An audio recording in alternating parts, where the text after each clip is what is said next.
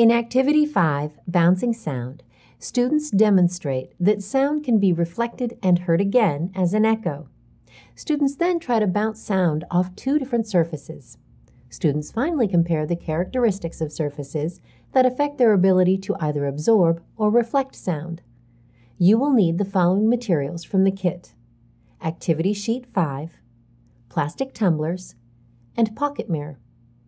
You will also need to provide paper towels and tap water. To prepare for the activity, make a copy of Activity Sheet 5 for each student. Locate a large outdoor wall without windows, such as the wall of the school gym. Face the wall and clap your hands or shout to test the wall for echoes.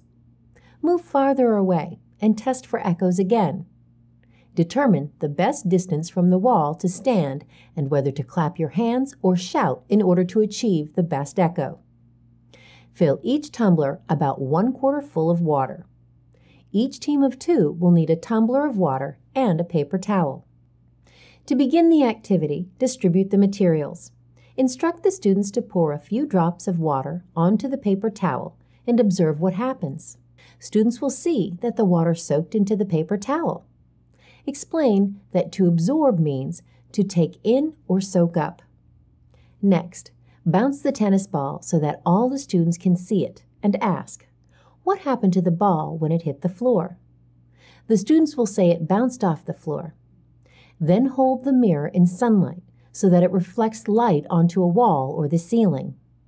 Ask students, "What happens to the light when it hits the mirror?" The students should observe that light bounces off the mirror. Explain that light is reflected off the mirror in the same way that the ball bounces or is reflected off the floor. Make sure the students understand that reflect means to bounce back. Next, ask students, do you think that when sound hits something, it is absorbed, like water by a paper towel, or reflected, like light by a mirror? Accept all reasonable responses. Then ask, how could you test sound to see if it will bounce off a surface? If the students do not mention it, tell them they can try to bounce a sound off a large wall by standing some distance away, facing the wall, and clapping their hands sharply or shouting once loudly. If they hear the sound of their hand clap or shout again almost instantly, they know they have succeeded in bouncing it off the wall. Next, give each student a copy of Activity Sheet 5 and take the class outdoors to a solid brick or concrete wall. Instruct students to try to get the sound of a hand clap or shout to bounce off the wall by standing at various distances from the wall. Ask them to record on the activity sheet the number of steps they are standing from the wall each time they make the sound and whether or not they heard it reflected. The optimal distance from the wall will vary according to the kind of wall and its surroundings. Echoes should first be detected when the students are at least 17 meters from the wall. Next, take the students to an area filled with bushes and trees. Instruct them to clap their hands sharply or shout loudly, and to try to get the sound to bounce off the bushes in the same way they did with the wall. Have them record their observations on the activity sheet. The students will find that they cannot get sound to bounce off the bushes.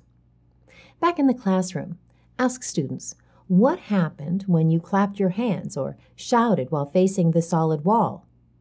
The students will reply that sound was reflected by the wall, but only at certain distances.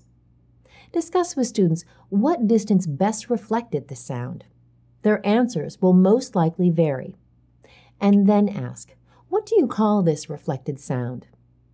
Some students may be able to identify it as an echo. Define an echo as a repeated sound caused by the reflection of sound waves off a surface. Allow students to share their experiences with echoes. Then ask students, is sound reflected by all kinds of surfaces? Students will have observed that the sound would not bounce off the bushes. Then ask, what are some characteristics of object surfaces that make them either absorb or reflect sound? Descriptions will vary, but in general, students should say that soft, lumpy, uneven surfaces will absorb sound and that hard, smooth surfaces will reflect it. Encourage the students to use the terms absorb and reflect in their answers. Summarize by explaining that sound is best reflected by smooth, hard surfaces and absorbed by bumpy or soft surfaces. To conclude the activity, have the students discard the paper towels and dump out the water from the tumblers. Air dry the tumblers and return them to the kit. For science background, reinforcement activities, curriculum connections, and information about the Delta Science Reader, please consult your DSM Teacher's Guide.